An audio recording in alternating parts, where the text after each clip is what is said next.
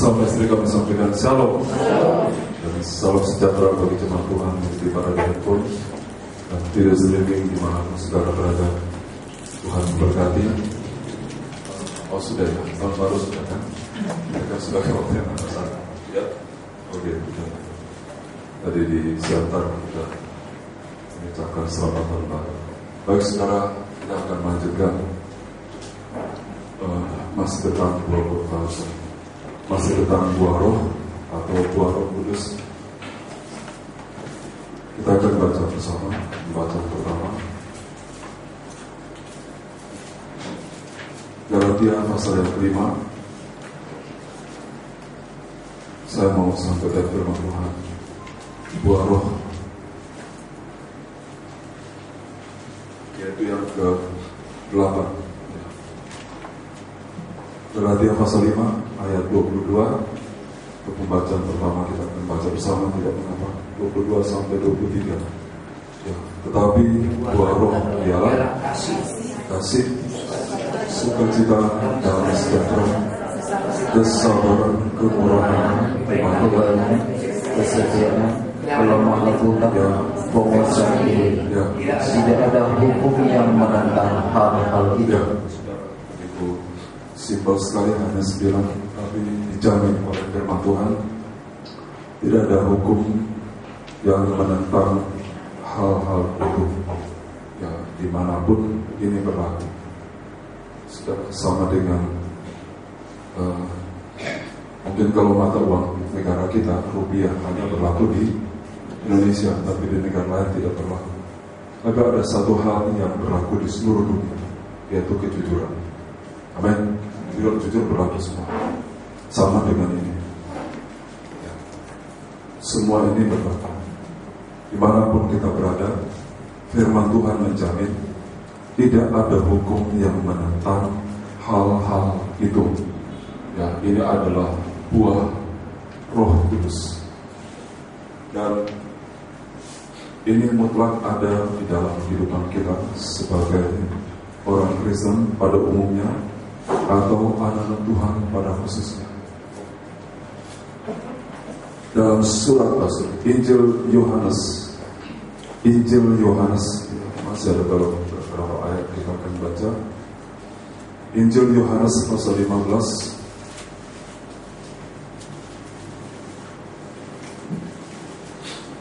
ayat 16. Injil Yohanes pasal 15 ayat 16. Mari masih kita baca bersama. Bukan kamu yang memilih aku, tetapi akulah yang memilih kamu. Dan aku telah menetapkan supaya kamu pergi dan menghasilkan buah, dan buahmu itu tetap, tetap yang selalu berbuah, dan buahmu itu tetap. Ya, terus supaya apa yang engkau meminta kepada Bapa dalam namaku diberikannya kepadamu. Jadi bukan buah yang lebat saja, tapi buah yang tetap. Apa artinya lebat? Banyak tapi busuk semua. Ya.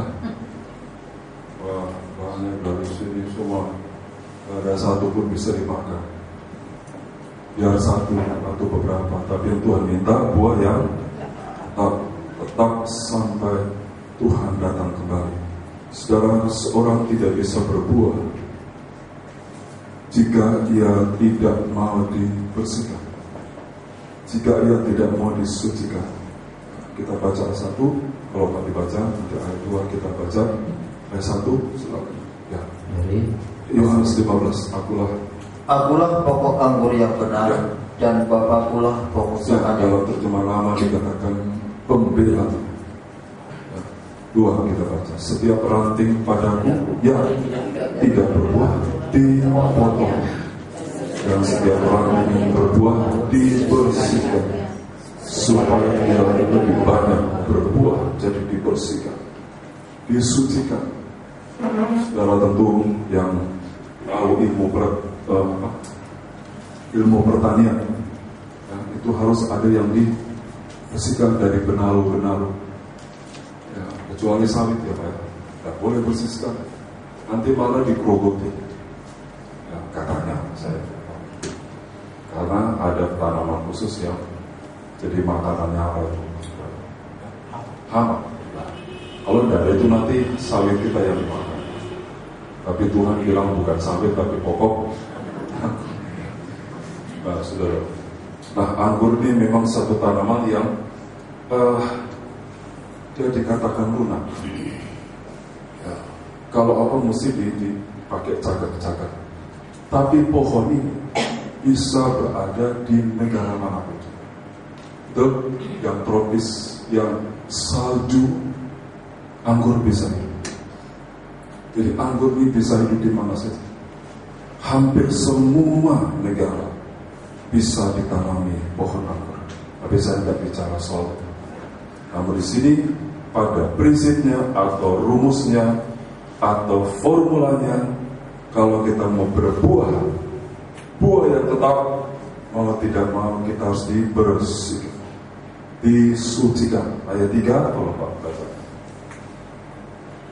Kamu memang sudah bersih karena firman yang telah kukatakan kepadamu. Ya, jadi dalam terjemahan lama katakan kamu sudah suci karena firman yang telah kukatakan kepadamu.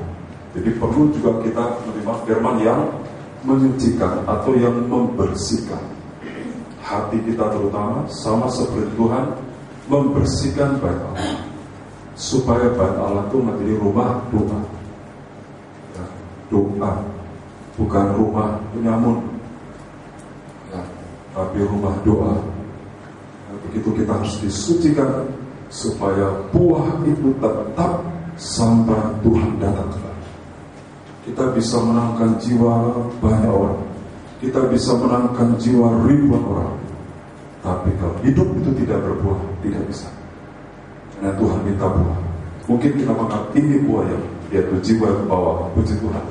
Tapi saudara, yang Tuhan minta buah dari kita. Ya, sebab buah itu adalah, tadi salah satu adalah yang ke-8, kelemah lembutan. Dari kata dasar lemah lembut.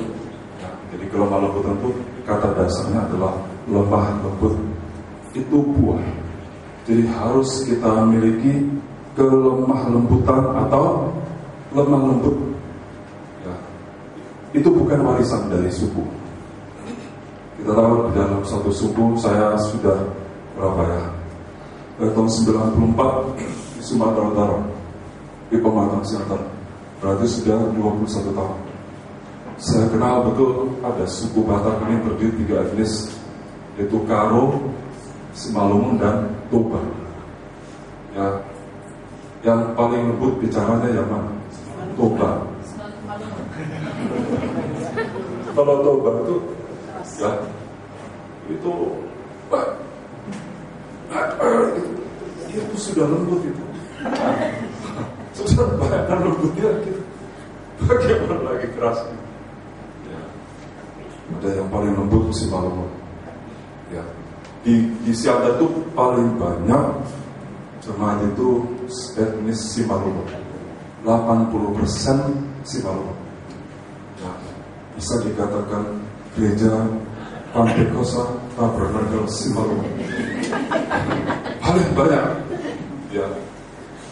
Orang sekarang cuma satu, dulu 2, Pak Doni pindah sekarang masuk ke ya. Ada Tionghoa, ada Jawa, ada ya. Nah, segala. Di Ambon juga ada yang lembut, di Jawa juga ada, Solo itu terkenal lembut. Saking lembutnya sampai memberitahukan rumah kebakar pun sudah hangus duluan, sudah rata. Baru pemadam kebakarannya mengerti, oh di situ. Ya, itu Solo. Tapi ingat, yang paling banyak tertangkap teror di mana teroris? Di Solo. Ya, jadi bukan ukurannya, ya. Jadi kelemah lembutan ini bukan dari kita. Kita bisa mendidik orang lemah lembut, tapi kelemah lembutan itu dari Tuhan. Tuhan mengatakan, belajarlah kepadaku, aku yang rendah hati dan lemah lembut. Rasul Paulus mengatakan, terimalah Kristus yang lemah lembut. Jadi memang kita tidak punya. Kita bisa lemah lembut, tapi dalam prakteknya bisa keras. Ya, bertobat. Ya. Ayo bertobat. Ya. Itu lembut, tapi kerasnya luar biasa. Lebih keras dari batu karang. Ya. Dari semua itu. Ya. Dan Israel pun dia harus, Tuhan minta, kamu harus berbuah. Sekali lagi, kita tidak bisa berbuah yang tetap lepas dari yang namanya penyucian. Ya, jadi kita dibenarkan ya, oleh darah Yesus, kita disucikan oleh firman Allah sampai nanti kita sempurna. Jadi penyucian itu proses terus. Sebab kalau penyucian itu berhenti, nanti kita bisa jatuh kembali dalam dosa. Jadi penyucian terus. Ya, seperti kita mandi, ya, tiap hari mandi, supaya tiap hari dalam keadaan bersih. Terus mandi, biar kita udah mandi bagus sekali, ya, direndam dengan susu, dengan apa. Kalau 1 minggu tidak mandi, bawa. Ya, jadi harus terus mandi, supaya selalu dalam keadaan bersih. Ya, kan kita mau menikah, masuk dalam pernikahan anak global Allah. Ya, jadi penyucian itu perlu. Nah, saudara, sini Tuhan mengatakan berbuah. Kemudian ayatnya yang kelima kita baca bersama. Akulah pokok anggur dan kamulah ranting-ranting. Barang siapa tidak di dalam aku dan aku tidak dia, dia berbuah sebab buah kamu tidak dapat berbuah. Nah, jadi kalau kita tidak mau disucikan, tidak mau dikoreksi, tidak mau dibersihkan, tidak mau diperbaiki, buah itu berhenti. Ya, karena Tuhan itu suci. Tidak mau disucikan berarti di luar Tuhan. Berhenti. Ya, jadi dulu baik, sekarang tidak. Itu namanya buah yang berhenti. Tapi kalau dulu baik, sekarang tetap baik, sampai Tuhan datang baik. Amin. Ya, begitu. Jadi itu terus sampai Tuhan datang baik. Nah, saudara, jadi buah roh yang dapat itu namanya kelemah lembutan. Di sini kita akan belajar. Ya, saudara, dalam surat Yakobus pasal yang pertama, nanti baru saya akan tunjukkan satu kisah. Ya, surat Yakobus pasal pertama. Yakobus pasal pertama ayat 21. Silakan.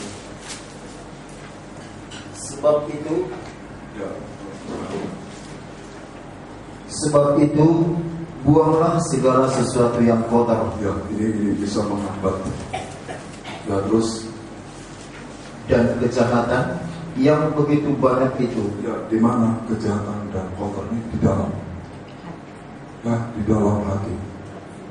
Ya, terus dan terimalah dengan lemah lembut firman yang tertanam di dalam hati. Terimalah dengan lemah lembut, dengan lemah lembut, yang tidak berbantah-bantah, tidak mengkritik, ya. Tidak. Terima firman Allah dengan lemah lembut, terus yang berkuasa menyelamatkan jiwa. Terima dengan lemah lembut firman yang tertanam di dalam hati. Jadi makin kita melembut, makin kita mau dikoreksi, firman itu makin ke dalam. Ya, ke dalam, membersihkan segala yang kotor dan jahat yang begitu banyak. Jadi kita lebih ke dalam, ya, sampai firman itu betul-betul mendarah daging, sama dengan akar yang makin ke dalam. Makin ke dalam akar ini, pohon itu semakin kuat. Makin lemah lembut kita terima firman Allah, mungkin ada kekurangan, kesalahan, kesilapan, kekeliruan, ya kelelahan, tapi kalau kita terima firman Allah, kita dikuatkan. Ya, makin kita dengar makin kuat rohani kita, dan buah itu makin bertambah. Tidak ada jalan alternatif lain. Ya, jadi makin tertanam dalam hatimu terus yang berkuasa menyelamatkan jiwa.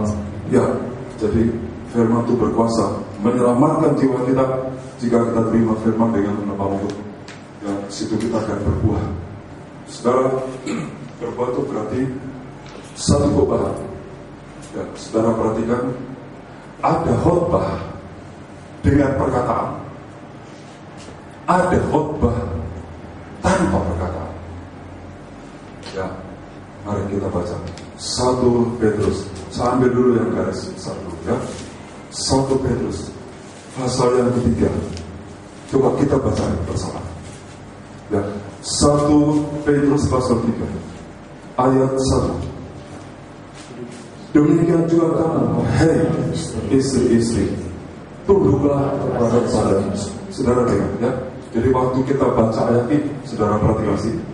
Jadi waktu kita baca, jangan bilang begini. Demikian juga kamu, hei istri-istri. Ya, nanti suami juga di bawah ini. Dia pun begitu. Ya, mari kita masuk. Ya, demikian juga ayat. Kamu ulang lagi. Terus. Ya, dan tertawa dulu. Dan sampai ayat 4. Demikian juga kamu, hai istri-istri, tunduklah kepada suamimu, supaya tidak ada di antara mereka yang terus ya mereka juga tanpa perkataan apa? Tanpa perkataan terus dimenangkan oleh kelakuan istri. Ini khotbah tanpa perkataan. Bukan berarti ini artinya kobahan. Ya. Jadi ada khotbah yang tanpa perkataan, ada kesaksian yang tanpa perkataan, tapi bisa membuat orang bertobat, terutama hamba Tuhan. Dan artinya hamba Tuhan bisa khotbah, bisa begitu hebat, luar biasa, dan sebagainya. Tapi kalau dia turun dari mimbar, dia tidak ada kelemahan. Maka jemaat yang tadi sudah kagum bisa mentahati, bisa tahu ini khotbah yang lebih kuat karena dia mengalami satu kobahan. Ya, sama dengan firman Tuhan katakan lewat Rasul Paulus, kamu jadi surat Kristus yang bisa dibaca. Saudara suruh orang baca kitab belum tentu mau. Tapi kalau saudara dirubah, kita dirubah oleh firman Allah, orang akan dipaksa membaca kita. Betul? Dia akan dipaksa, paksa baca kita. Wah, dia dulu sombong, sekarang beri. Dia dulu kalau tidak cinta Tuhan, sekarang cinta Tuhan.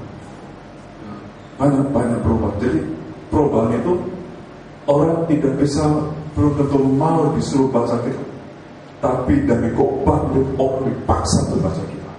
Sama dengan khotbah tanpa perkataan. Wah, luar biasa.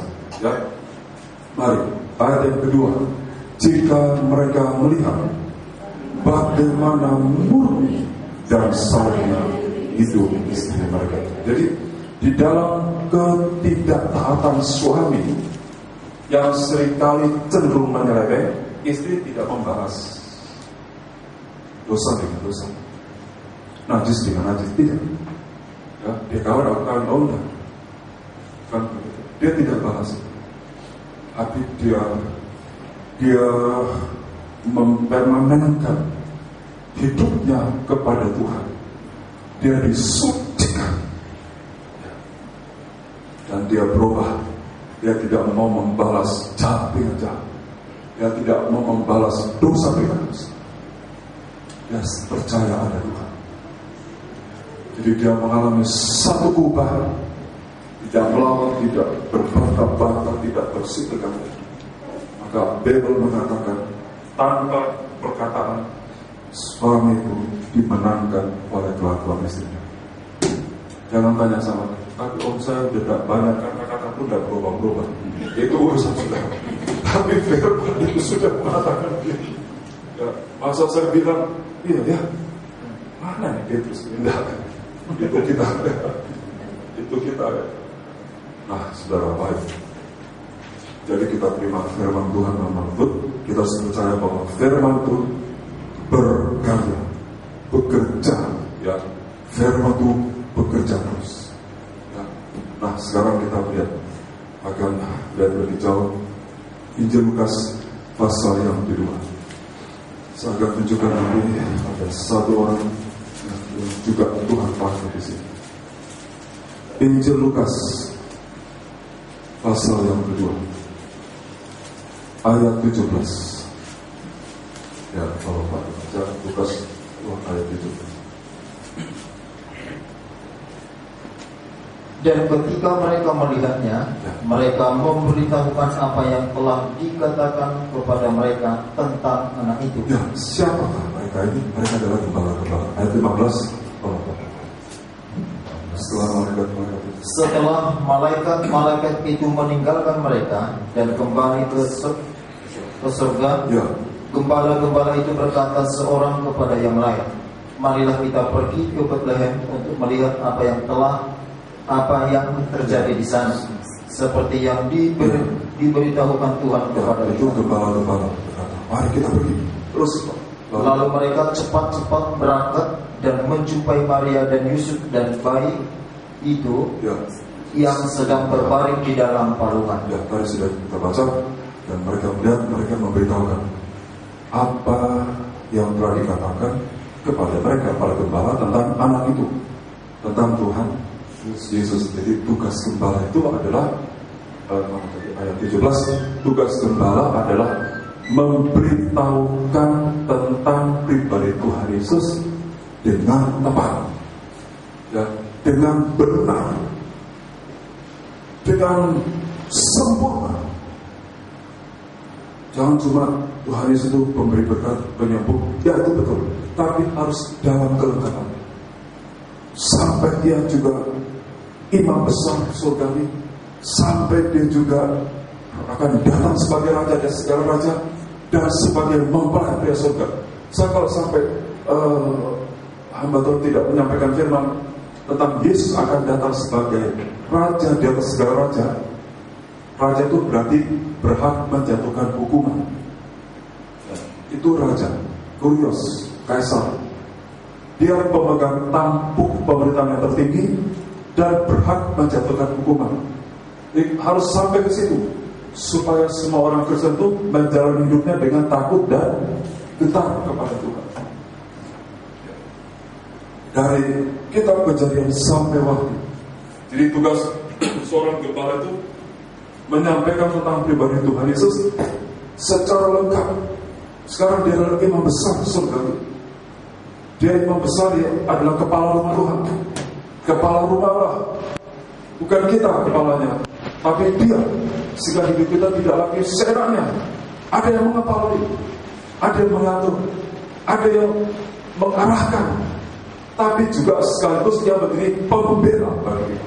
Siapa yang merusak baik Allah, dia akan dirusak. Itu pembela dari bangsa.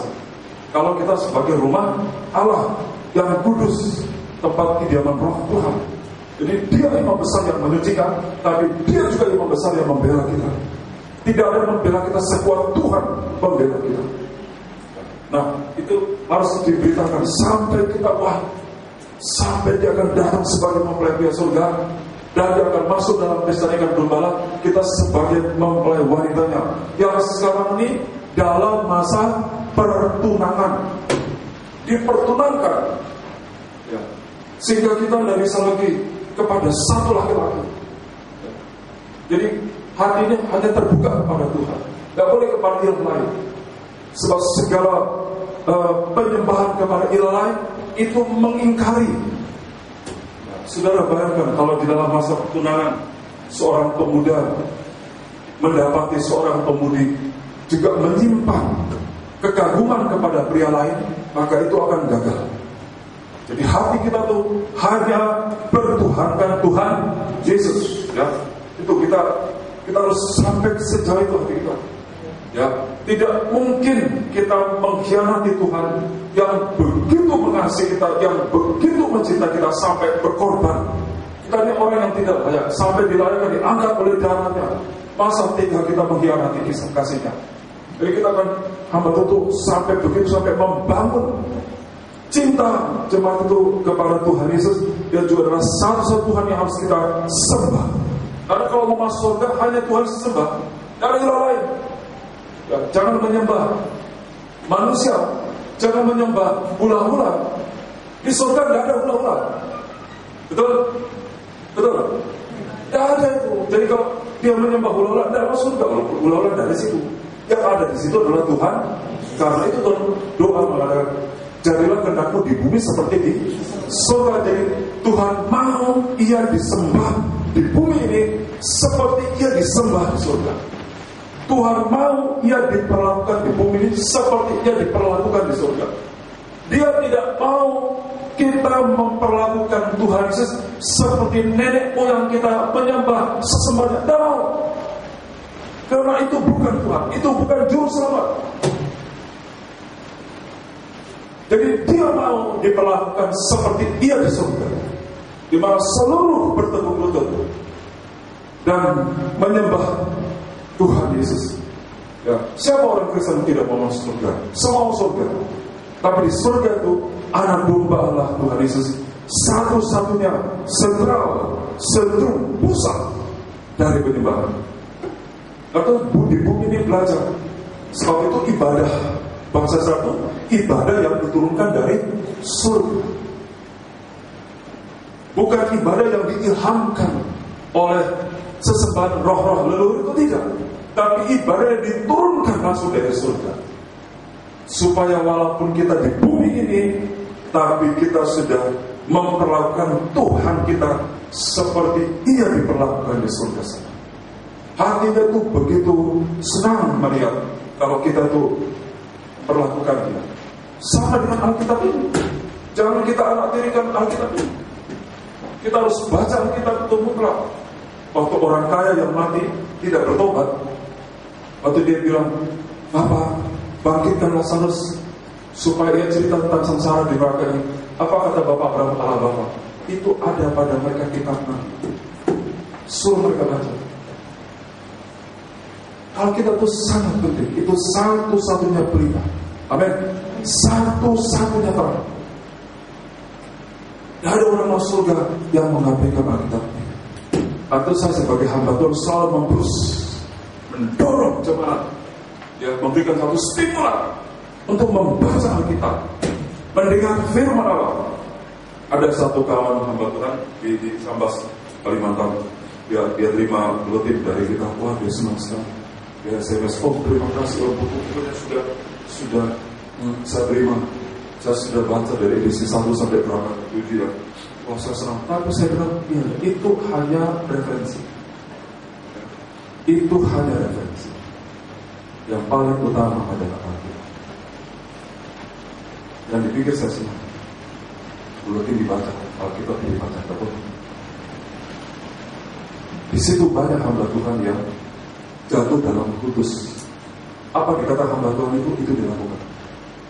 Karena dia lebih banyak mendengar apa kata hamba Tuhan. Buletinnya, apalagi sekarang ada di website, di YouTube, tapi dia tidak pernah baca. Sehingga begitu hamba itu ada penyimpangan, dia ikuti. Celaka lagi. Alkitab mengatakan firman itu adalah berita dan itu yang kita baca. Saya tidak mau, ya Allah, sekarang mengerti khotbah. Walaupun tanpa kita yang penting buletin. Jangan dipikir saya. Itu berarti memutuskan saya. Saya bilang itu referensi. Ada atau tidak jadi masalah. Yang penting ambil. Saya didik dia tuh baca. Perlu juga ada pelajaran-pelajaran dari guru-guru. Saya juga punya guru-guru dari Juwono, Pak Faisal, Nampung. Ya, tapi yang paling utama adalah sebab manusia tetaplah manusia. Pasti ada kesilapan. Suatu waktu ada misalkan fellowship di Medan ini. Siapa tidak ikut di kita itu sesat. Saudara banyak mengerikan kata-kata. Hanya kita yang masuk surga. 1000 orang masuk surga, sepi surga. Itu bergaul. Kalau mendengar sembah, karena sepi. Sementara di surga itu Tuhan mau semua. Jadi kita ini hamba Tuhan, jadi bisa. Kita tidak lagi kawan. Wah, ngeri sekali. Kita sudah lain pengajaran. Kalau kitabmu apa? Ya, itu sudah beda. Ayo, tidak baca Alkitab dengan benar. Alkitab mengajarkan, anggaplah orang lain dari kita. Bukan berarti kita mencontoh, tapi itu mendidik supaya kita tahu. Jadi saya didik orang-orang itu hamba Tuhan. Ada jenis waktu kemarin fellowship Natal. Oh, saya melihat hamba Obi itu termasuk ranking atas. Saya saja tidak pernah baca, tidak pernah saya lihat itu. Ya, anak saya bilang ini Pak. Saya lihat diri saya sendiri. Tapi saya pernah sekali saya dengar khotbah. Saya nangis. Sumpah saya nangis. Berarti itu bukan saya. Itu Roh Kudus sedang berbicara. Saya hanya ini bukan saya pun meneteskan air mata umum. Itu arti saya dari nah, ya. Jadi dia tunggu-tunggu khotbah saya. Nanti dimasukkan di itu, masuk di itu. Tapi kalau tidak baca kita bisa. Satu waktu seorang batu mengatakan, yang masuk mempelai adalah yang hidup. Kalau rasul-rasul sudah mati, itu rasul-rasul kemana? Itu di sudut-sudut. Oh, dia yang berjuang mati-mati. Padahal Alkitab mengatakan Yerusalem baru 12 batu dasar. Tertulis 12 nama rasul-rasul. Nah, kalau rasul-rasul tidak masuk Yerusalem baru, batu dasarnya diambil. 16 itu kota.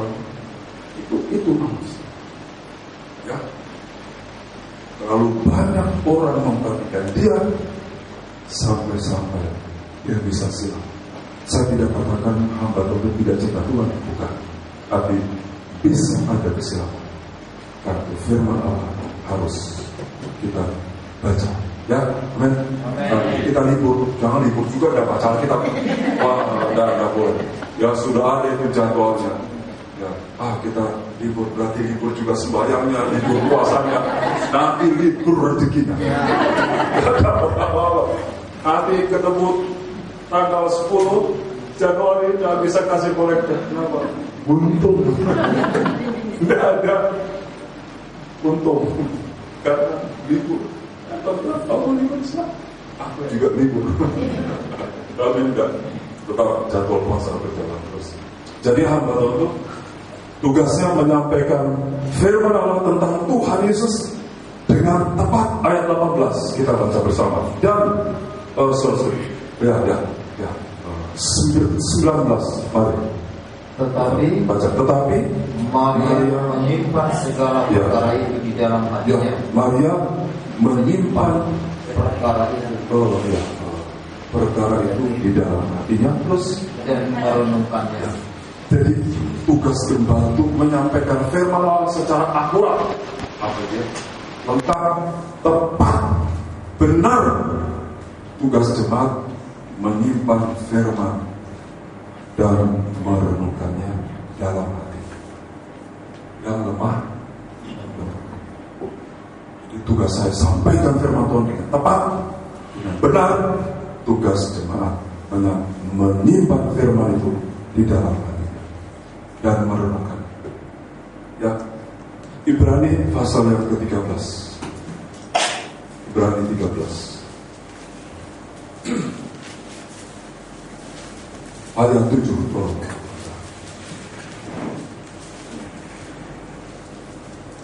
Ingatlah akan pemimpin-pemimpin kamu yang telah menyampaikan firman Allah kepadamu. Ya. Perhatikanlah akhir hidup mereka dan contohlah iman mereka. Ya. Ayat 13-17. Taatilah pemimpin-pemimpinmu dan tunduklah kepada mereka yang telah menyampaikan firman dan tunduk, taat dan tunduklah kepada mereka. Ya, pemimpin. Terus sebab mereka berjaga-jaga atas jiwamu, ya, sebagai orang-orang yang harus bertanggung jawab atasnya. Dengan jalan itu mereka akan melakukannya dengan gembira, bukan dengan keluh kesah, bukan dengan susah hati. Terus sebab hal itu tidak akan membawa keuntungan bagimu. Alkitab tidak pernah mengajar jemaat berontak. Alkitab tidak pernah mengajar jemaat melawan pemimpin, terutama mereka yang menyampaikan firman. Saya bukan kemudian saya ambil keuntungan diri, tidak, bukan begitu. Tapi itu demi saudara jemaat diberkati. Amin. Alkitab mengatakan kalau sampai tidak tunduk, itu tidak membawa faedah, tidak membawa keuntungan bagi jemaat. Alkitab mengajarkan begitu.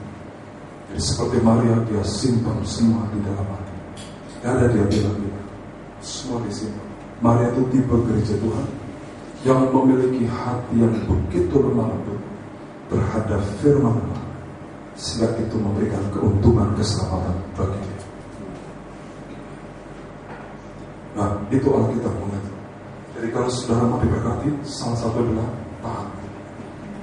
Terutama pemimpin yang menyampaikan firman, yang hidupnya itu teruji imannya. Satu waktu kita punya pengalaman, beberapa jemaat masih ada di sini, tahun 2006 ya, bagaimana kita harus berpisah. Saudara, saya berada di tengah-tengah. Ya, terus terang aja, kelompok yang katakanlah secara materi saat itu yang boleh dikatakan kaya, ya, kaya, dengan kelompok jemaat yang saat itu katakanlah tidak seberapa dibanding dengan kelompok yang berontak ini. Yang berontak ini kaya, punya gedung, punya fasilitas, ini yang mengundang, ini yang mensupport secara jasmani. Di situ saya dengan istri, terutama saya gembala, diuji. Saya berada di mana? Saya mengambil keputusan. Saya berada di domba yang mau tunduk. Itu aja. Bisa mengerti? Yang mau tunduk. Itu aja. Pada waktu itu kita dalam keadaan kaya. Ya, Medan jadi saksi. Dan tentu kita dipanggil ke rumahnya. Ingat Medan? Salah satu. Bagaimana saya dibentak-bentak bersama. Wah, ngeri sudah. Kalau hantu kan dia, Yesus pergi. Saya bukan kata-kata. Artinya kalau ini ngeri sekali. Kalau saya bicara nanti seakan-akan saya mau besar, tapi ada saksi hidup. Ya, Medan yang dengar. Itu berjam-jam itu. Kita harus dengar semua. Saya dalam hati saya begini, Tuhan, kalau saya angkat kaki dari Medan mudah, jemaat siang termasih. Tapi itu bukan seorang pemimpin. Itu pengecut. Apa kata firman Tuhan? Wahyu 22 ayat 9. Yang tidak masuk Yerusalem baru, penakut atau pengecut. Itu bukan prajurit Kristus. Saudara Anda takut pukul meja, jangan bukan itu. Coba. Wah, tanya. Kita namanya orang yang diundang kan. Ya sudah, hapus dada, hapus dahi, ya. Dahi saya belum segini lebarnya. Tapi yang kita hapus ini lah. Kita mau bicara apa? Jadi di situ Tuhan uji saya. Saya berada di mana? Berada di kelompok yang tidak taat pada pemimpin rohani,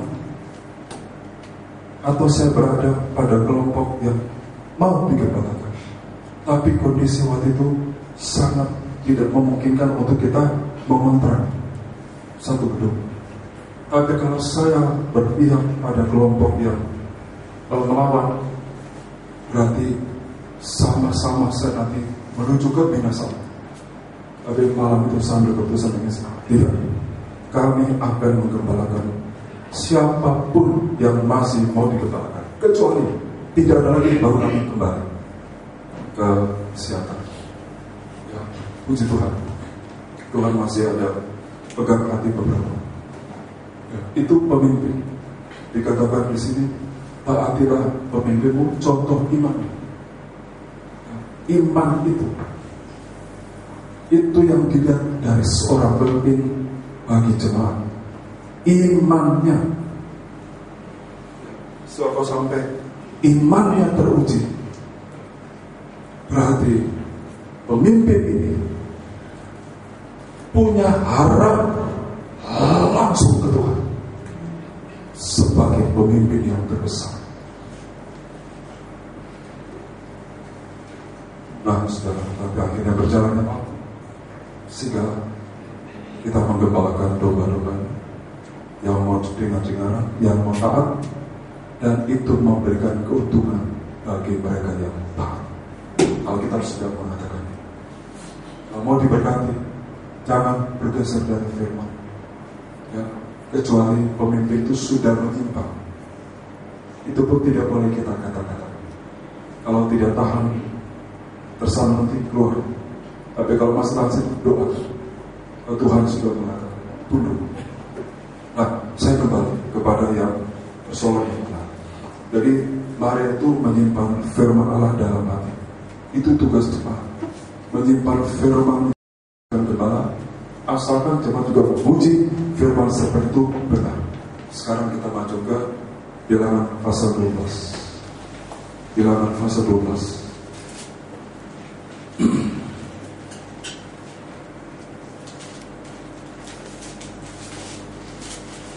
Ada seorang laki yang memiliki hati. Ayat 3. Bilangan pasal 12 ayat 3. Adapun Musa ialah seorang yang sangat lembut hatinya, lebih dari setiap manusia yang di atas muka bumi. Ya, saudara bayangkan, Musa ini hatinya sangat lembut.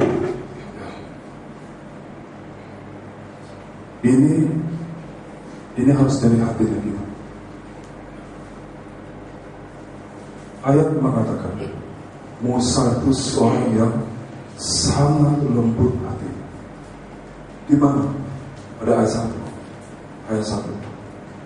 Miriam serta Harun mengatai Musa berkenan dengan perempuan Kusi yang diambilnya. Terus sebab memang ia telah mengambil seorang perempuan Kus. Ya, jadi saudara perhatikan, Musa ini lembut hatinya, justru dalam keadaan yang gawat. Di saat Miriam dan Harun sedang mengata-ngata, ini kelembutan yang teruji. Mungkin satu waktu saudara punya pengalaman di tempat kerja, atau di lingkungan keluarga, atau di tempat kita cari nafkah. Orang bisa mengata-ngatai kita, orang bisa memfitnah kita, tapi bagaimana kita? Lawan atau kita tetap lemah lembut? Musa tidak melawan karena dia yakin ada Tuhan. Keyakinannya ingin terbangun kuat di dalam hati, karena Musa adalah orang yang suka sembahyang. Jadi kalau kita tidak bisa menyembah, tidak tahan kita. Dunia ini kalau mengatai, luar biasa. Seeranya, tapi kalau kita katanya kebaktian, ada salahnya sih. Orang itu, nah kita Musa itu bisa begitu lembut hatinya di tengah-tengah situasi yang gawat. Saudara, kenapa? Tadi saya katakan, karena dia tahu ada Tuhan. Jadi saudara kalau satu waktu dalam pekerjaan disalahkan, dihina, diejek, dunia ini kan penuh persoalan. Ya, tidak usah kita balas. Kita yakin ada Tuhan. Yang penting kita tidak melakukan seperti apa yang kita tahu. Ya, kita harus yakin ada Tuhan. Nah, ternyata waktu Harun dan Miriam ini menyerang Musa, Allah melihat satu hal yang membuat Allah itu membela Musa. Apa? Kita baca bersama. ayat yang ke-7, ayat 7. Bukan demikian hamba Musa, seorang yang setia dalam segenap rumah. Jadi rumah itu berarti ibadah. Ternyata kesetiaan kita beribadah itu dilihat oleh Tuhan. Dan itu menjadi satu tonggak alasan untuk membela kita. Karena itu dunia ini ngeri. Ya, jangan anggap kecil ibadah. Ibadah itu bukan kalau saya bilang, nanti ibadah ini di Medan Minggu jam 5 PA Senin penyembahan hari Kamis, saudara nggak? Lalu saya harus kasih support terus. Anda datang, saya oposisi sampai di mana saya. Tapi kalau ini ketetapan dari Tuhan, saudara dibekali oleh Tuhan, saudara diberkati. Nah kita kan butuh uang, betul? Masuk dari rumah Anda jalan kaki, dari 5 tahun jalan kaki sampai ini beli mobil, ya. Wah saudara, membuat itu ada bahan yang tahu. Ya Tuhan tahu. Tapi Tuhan akan lengkapi kita. Saudara dikasih kendaraan, baik kendaraan umum itu berkat. Iyalah. Saudara doakan itu. Angkot itu doakan. Jangan hari makin jelek terus. Nah, Tuhan berkati angkot ini. Nanti diganti. Ya tadi bukan dia bilang tadinya pintu belakang sekarang pintu samping. Itu kan berarti sudah mati. Nah kalau buruk-buruk terus nanti saudara terlambat terus. Jadi karena ini ibadah dari Tuhan, Tuhan hanya minta satu, setia. Nanti yang lain Tuhan yang melengkapi. Dan waktu nanti kita di dunia ini, kita diserang habis dunia, Allah membela seorang hamba. Jadi kalau kita masuk dalam ibadah itu, status saudara, status saya adalah hambanya Tuhan, pelayan Tuhan. Mau direktur, direktris, apa saja, pokoknya sudah masuk di rumah Tuhan, kita ini hamba-hambanya Allah. Supaya nanti Tuhan perhitungkan semua. Nah, sekarang kita lihat Tuhan bela Musa, Tuhan hukum Miriam dengan penyakit kusta. Ayat yang ke-13. Ya, tolong Pak dibaca. Ayat 11. Lalu kata Harun kepada Musa, Tuanku, ya, janganlah kiranya timpakan kepada kami dosa ini, ya, yang kami perbuat dalam kebodohan kami. Ya, ayat 13 kita baca. Lalu berserulah Musa kepada Tuhan, ya Allah, sembuhkanlah kiranya dia. Itu hati yang lemah, lembut, tidak ada dendam sedikit. Nanti Tuhan bilang, tidak, dia harus disingkirkan 7 hari. Itu terus. Tapi dari hati kita tidak ada keinginan untuk membalas jahat dengan jahat. Itu urusan itu. Ya, ini orang yang lemah, lembut. Apakah Musa lemah lembut? Tidak. Kalau kita mencatat Musa membunuh orang. Tapi kalau Musa bisa lemah lembut, itu buah Roh Kudus. Saudara bisa mengampuni orang, amin. Saudara bisa saling mengampuni, itu bukan dari saudara saya. Saya bisa jaga hati belum. Tuhan yang sampai ke hati. Memang Musa tidak masuk surga, tidak masuk tanah Kanaan. Tapi waktu Tuhan berdoa di gunung, ayat 17, Musa muncul dalam kemuliaan. Jadi saudara, itu lemah lembut, terutama saya sebagai hamba Tuhan. Musa itu sebagai pemimpin. Bayangkan kalau hati Musa itu sama dengan hatinya Miriam, sama dengan hatinya Korah, datang Abiram, apa enggak berantakan? Karena Musa lemah lembut, maka Allah bisa meredam itu semua. Kita bisa melanjutkan perjalanan, menuju ke sasaran surga. Dan saya bilang tadi di Siatar,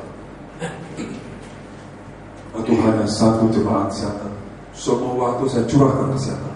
Selesai kebaktian, apalagi yang gini, besok ya kesana kesini. Sekarang mereka bilang, Om itu sama tante sudah tidak basuh kita lagi. Anaknya sudah 2, Siantar dan Medan dibagi. 3 lagi bos bayi. Jadi saudara punya anak 1, semua dicurahkan kepada anak. Saudara punya anak 2, semua lagi boleh dibagi. 3 bagi 3, 4 bagi 4, hingga seperempat. Ya, itu yang sekarang saya juga membagi waktu. Siantar dan Medan. Tapi semua itu adalah anak-anak rohani saya. Ya, saya harus bimbing mereka supaya semuanya. Nah, di sini tadi firman Tuhan mengatakan, walaupun orang yang membenci kita, baik yang di luar,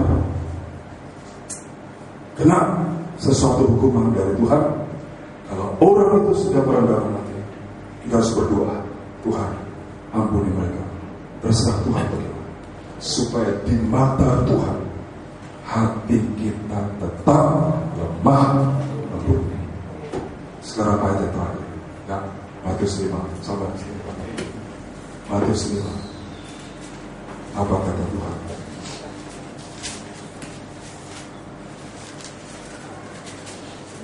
Ini kita baca bersama. Matius 5. Tuhan berkhotbah. Ini ajaran Tuhan yang pertama kali. Ayat 5 kita baca bersama. Berbahagia orang yang lemah lembut, karena mereka akan memiliki bumi. Di bumi, janji Tuhan itu di bumi digenapi. Segala yang baik, segala yang indah, segala yang mulia, Tuhan genapi di bumi. Nah, jadi kalau kita melihat kegenapan janji Tuhan, lemah lembut. Kalau kita mengampuni, ampuni dan lupakan semua. Kita menatap hari esok yang penuh pengharapan, supaya Tuhan bertahta di hati kita. Ya, Tuhan Yesus memberkati kita semua. Mari kita akan bangkit berdiri. Haleluya. Haleluya. Terima kasih Tuhan Yesus. Kita mau bangkit berdiri bersama.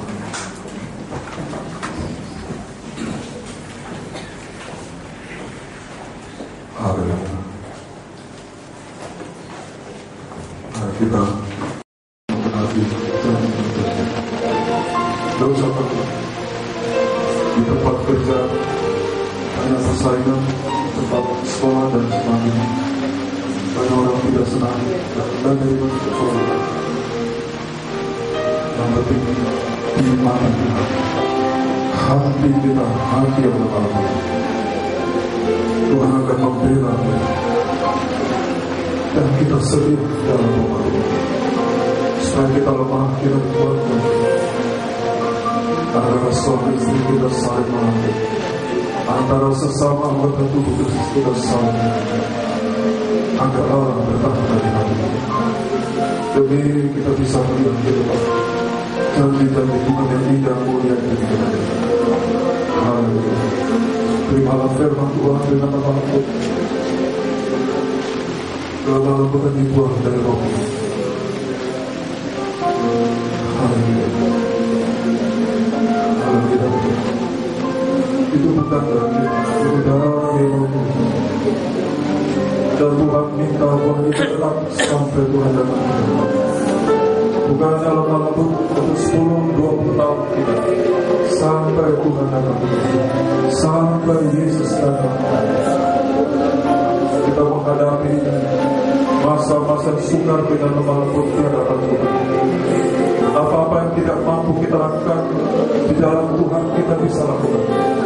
Apa-apa yang tidak bisa kita lakukan di dalam Tuhan, Tuhan bisa tolong. Tuhan menyertai Musa, Tuhan melindungi Maria. Bahkan sampai ada yang mengancam baginya Maria, Allah melindungi. Kita punya anak-anak yang masih kecil, anak muda, anak remaja. Tuhan melindungi anak-anak kita. Kita orang tua suka merenungkan firman. Kita menjunjung tinggi firman Allah setinggi-tinggi. Maka tangan Tuhan melindungi. Oh, haleluya. Haleluya.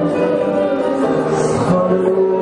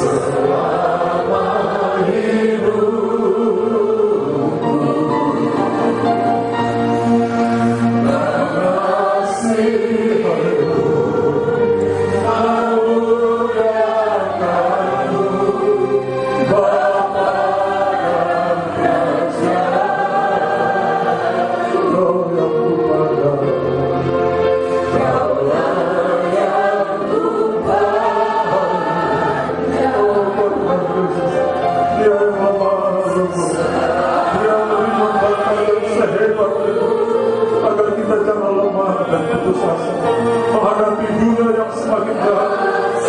Ada Tuhan, ada Roh Kudus ya.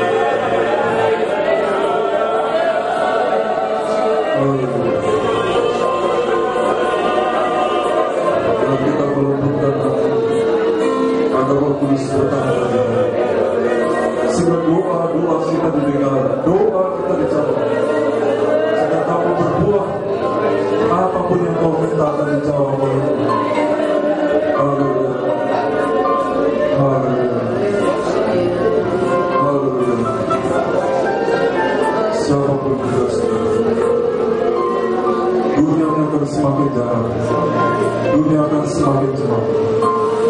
Orang-orang Kristen dunia pun banyak, dalam pekerjaan, dalam sekolah, dalam lingkungan, dalam keluarga apa saja. Dan kita balas secara benar. Kita belajar setia dalam rumah. Nanti di situ Tuhan akan berubah. Kita yakin Tuhan membela kita. Kita yakin ada Tuhan Yesus. Kita dalam dengan Roh Kudus.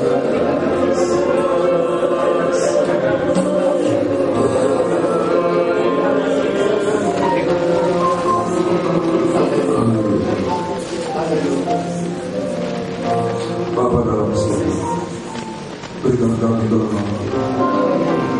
Itu bukan dari kami, ya Roh Kudus, supaya bukan hanya kami bisa menyembah dalam bahasa-bahasa, tapi Tuhan kita akan juga berbuah buah Roh, selalu kelemahan Tuhan, agar apa-apa yang kami doakan, apa-apa yang kami minta kepada Bapa surga, Bapa di surga menjawab, Bapa di surga mengabulkan.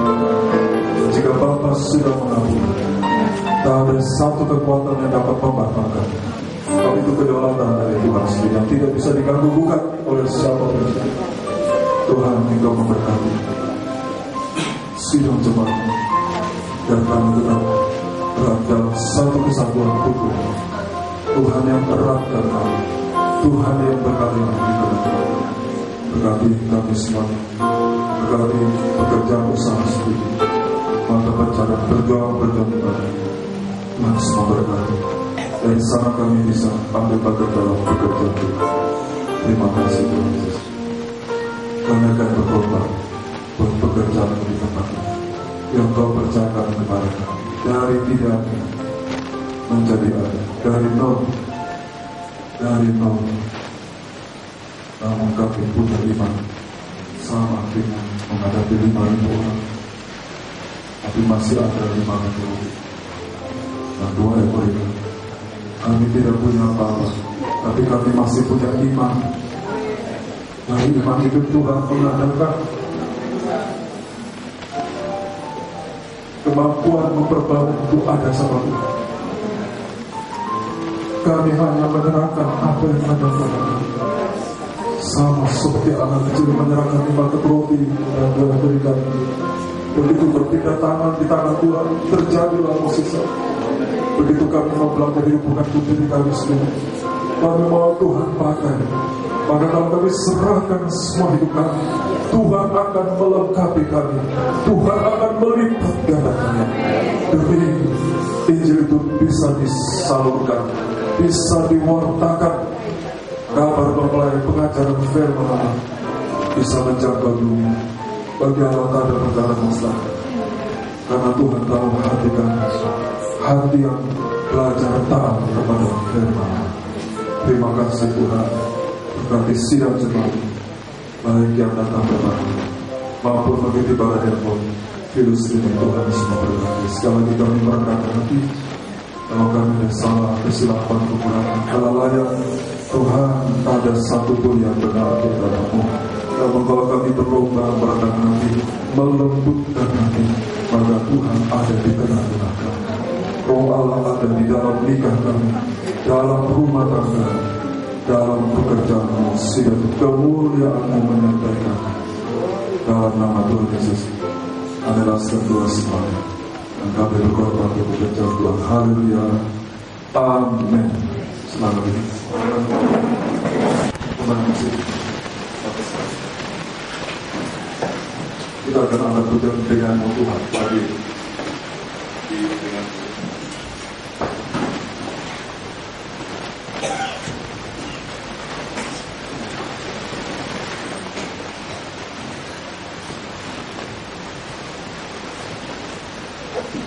kita berikan persembahan kepada Tuhan. Namun sebelum kita memberikan persembahan kepada Tuhan, ada pengumuman, yaitu kolekte gabungan Natal sebesar 1.978.027 Desember, 928.000, 31 Desember, 841.000, 1 Januari 975.000, menjadi total keseluruhan dari bulan sebelumnya menjadi 292.163.000 rupiah. Dan kembali saya umumkan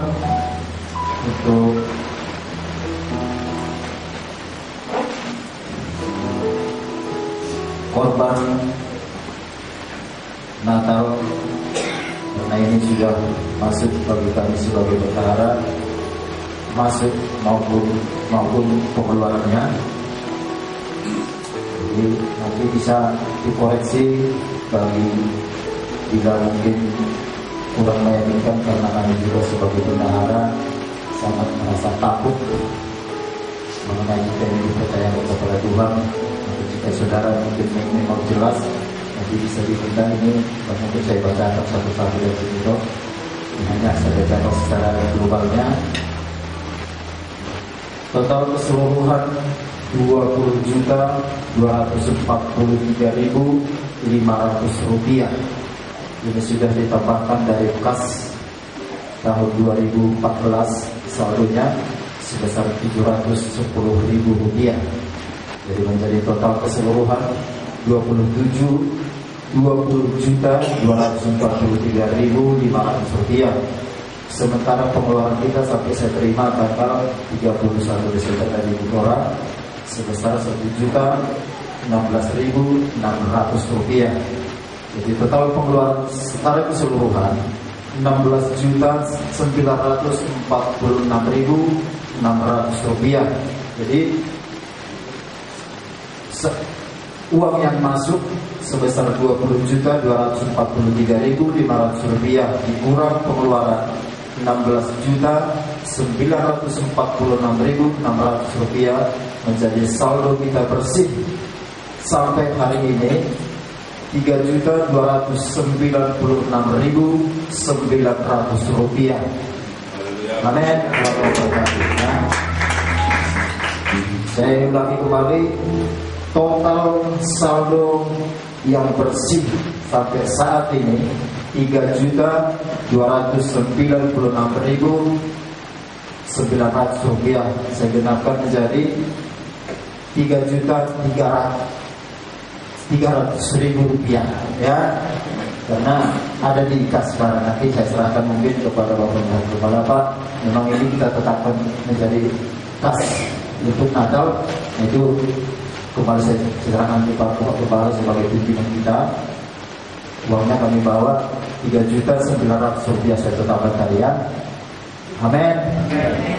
Percaya?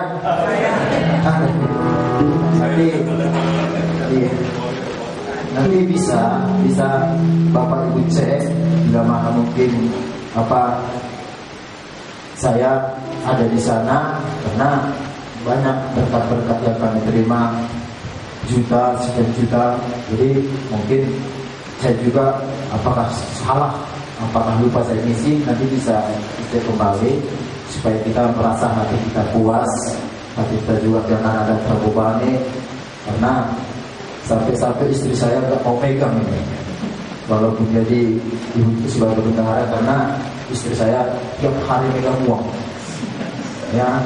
Jadi jangan sempat ini digabungkan, makanya udahlah Bapak aja yang megang ini, karena memang kita belajar mengenai uang, ya.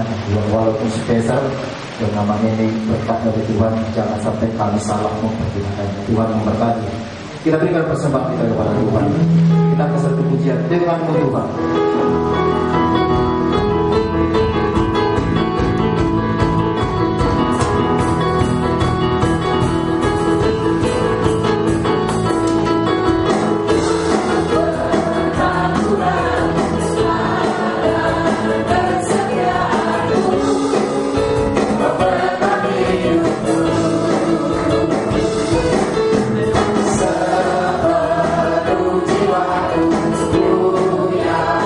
Jiwa,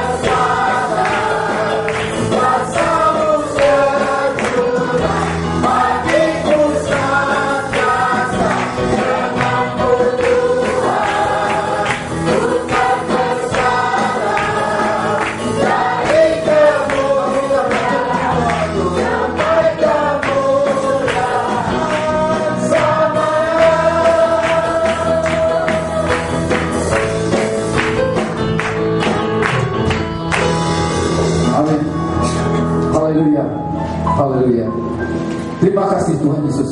Haleluya. Pimpinan kami, hamba belas kami berhenti berbicara, tapi firman-Mu tidak pernah berhenti. Amin. Kami yakin dan percaya firman mulai berdaulat dan berkarya dalam kehidupan kami. Terima kasih Tuhan, kami telah menerima firman-Mu. Biarlah buah roh itu tertanam dalam kehidupan kami. Kami ingin melakukannya Tuhan. Ajari kami lemah lembutan Tuhan, rendah hati Tuhan. Segala kesombongan kami Kau kikis dengan firman-Mu. Biar kami selalu berjalan sesuai dengan kehendak-Mu. Ajari kami Tuhan. Kami para suami Tuhan, ajari kami kelemah lembutan Tuhan bagi istri dan anak-anak kami. Begitu juga istri kami Tuhan. Biarlah mereka tanpa berbicara mereka dapat melakukan yang baik Tuhan. Menjadi lemah lembut bagi siapapun Tuhan. Pakai istri kami Bapa menjadi tiang-tiang doa dalam kehidupan kami. Pakai juga anak-anak kami Tuhan. Ajari mereka kelemah lembutan Tuhan dimanapun mereka berada Bapa. Pakai kami Tuhan, pakai dalam kehidupan kami. Kami percaya firman-Mu yang menuntun kami Tuhan. Apapun yang kami hadapi, tantangan apapun Tuhan, Engkau memberkati kami semua. Tuhan Yesus, kami teringat akan saudara-saudara kami Tuhan yang tidak dapat hadir pada hari ini. Kami tidak tahu mereka berada di mana Tuhan, tapi mereka adalah biji mata-Mu Tuhan. Engkau Tuhan rawat mereka Bapa. Berikan mereka kesehatan Tuhan. Berikan mereka damai sejahtera, agar firman-Mu juga Tuhan dapat tertanam dan mereka rindu Tuhan tetap dapat beribadah. Begitu juga umat Tuhan dimanapun berada Bapa, mengikut rangkaian ibadah di Tuhan. Engkau memberkati juga sama seperti kami yang ada di sini. Pakai kami semua Tuhan, berkati ibu-ibu janda Tuhan, anak yatim piatu Bapa. Engkaulah sebagai imam besar yang berdarah kehidupan mereka Bapa. Jangan biarkan mereka dalam kesendirian Tuhan. Dalam segala masalah apapun Tuhan, Engkau buka jalan berkati mereka semua Tuhan. Terima kasih atas firman Tuhan. Besar Tuhan kami akan pisah satu sama lain. Kami percaya Roh Kudus telah mendahului, membuka jalan Tuhan. Tibakan kami ke dalam keadaan selamat ke tempat, ke rumah kami masing-masing. Terlebih juga hamba Gembala Sidang bersama Ibu Tuhan akan kembali ke pemantau siantar Tuhan. Roh Kudus mendahului buka jalan. Tibakan juga dalam keadaan selamat Tuhan. Persatukan kami dalam ibadah berikutnya Bapa. Engkaulah mendahului. Naungi kami dengan firman-Mu sebagai pelita dan terang di dalam kehidupan kami. Terima kasih Yesus. Kami bersyukur dan berterima kasih dan segala berkat yang telah kami berikan Tuhan. Engkau memberkati kami. Kami percaya tingkap langit dan surga terbuka memberkati kami semua. Di dalam nama Yesus Kristus kami berdoa. Haleluya. Terima kasih Tuhan memberkati jemaat Tuhan untuk ibadah mereka jadi di Sabas Kermata. Kuatkan kami hamba-Hamba-Mu setia dalam segenap rumah Tuhan, agar jemaat pun bisa setia dan mereka memandang kepada kami di jemaat yang Tuhan tempatkan sebagai wakil Allah di muka bumi. Jadikan kami teladan bagi jemaat-Mu Tuhan. Berkati Bapak Koba, Bapak Dendi, Bapak Peter, Bapak yang Semagung dan keluarga Patrick, juga Ibu Sidang anak-anak Pak Agus Yunus Purba sama keluarga masih dalam perjalanan menuju ke Pekanbaru. Juga saudara Dipu, suami istri Rianti dan Bina Risma, Evanspon sudah mendengar firman-Mu. Juga rencana Pasca di Bekasi tanggal 6 Mei jam 3 sore. Jika Allah menghendaki, Tuhan menghendaki, buka jalan bagi imam-imam yang rindu melayani Tuhan, menyelamatkan jiwa-jiwa. Tuhan, beri kami begitu kami tabur. Sebab semua kekayaan, kekuatan, kesantapan itu dari Tuhan. Jika Allah memberkati kami lebih, kami akan melipat gandakan membangun kerajaan surga. Jangan seperti Well, orang Betel yang membangun Jericho, sehingga anak-anaknya menjadi korban. Ajar kami kekayaan, jangan bangun duniawi, tapi kami bangun kerajaan surga di mana-mana Tuhan tempatkan kami. Berkati juga anak kami Seri yang beribadah dari video streaming. Tuhan memberkati. Haleluya. Kami berdoa buat besok Bapak George Sinaga akan kembali ke Balikpapan. Tuhan melindungi pesawat yang untuk kami. Tuhan lindungi tiba dengan selamat. Isi anak-anak yang masih ada di Medan, Tuhan pelihara. Jemaat-Mu yang izin mereka bertahun baru ke keluarga, dan kami jadi suratan Kristus tanpa banyak perkara. Orang bisa melihat kobat hidup kami, kerendahan hati kami, sembah yang kami kesungguhan kami dalam hidup Tuhan, sehingga orang lain bisa dimenangkan. Terima kasih, berkati orang tua yang paling tua maupun di sini. Kalau Tuhan kasih umur panjang, sertakan dengan kekuatan kesehatan. Berkati ibunya Medan, pemilik tempat ini. Kami juga berterima kasih. Tuhan kasih kekuatan, kita lupa berdoa buat ibu ini, terutama keselamatan itu. Jalan hati Roh Kudus, berikan pencerahan dalam hati dan pikiran ibu kami ini, dan terutama buat keluarga besar anak-anaknya. Gedung yang kami gunakan Tuhan berkati, persembahan yang kami persembahkan Tuhan semua berkati. Tuhanlah yang berkuasa melipat gandaannya. Terima kasih Tuhan, sepanjang minggu ini kami libur ibadah, tapi kami tetap melayani Tuhan di hati kami, dengan hati kami tiap hari, karena Tuhan selalu ada menyertai kami. Terima kasih Tuhan, banyak yang kami mohonkan, tapi satu persatu kami tunjukkan Tuhan Maha tahu apa dalam hati kami. Kami percaya, kami pegang firman-Mu. Kalau kami berbuah, maka apa yang kami minta Tuhan genapi. Terima kasih Tuhan. Akhirnya kasih-Mu, terimalah berkat. Ialah berkat dari Allah Bapa, cinta kasih dari Pak Anak yang tunggal, ikut sertakan penyertaan dari kuasa Roh Kudus menyertai kita sekalian, dan memberkati jemaat Bukit Ibadah kami di sini, bukan di sini, dimanapun saudara berada. Tuhan semua berkati. Kalau kami berdoa bahwa sudah kami siap, dan nanti sepasang juga akan salah satu anak dari jemaat di sini akan kembali kepada Tuhan berkati. Dalam nama Kristus Yesus, membalaskan doa berkat dan tutup ibadah pada malam hari ini. Haleluya, haleluya, amin. Tuhan berkati. Shalom.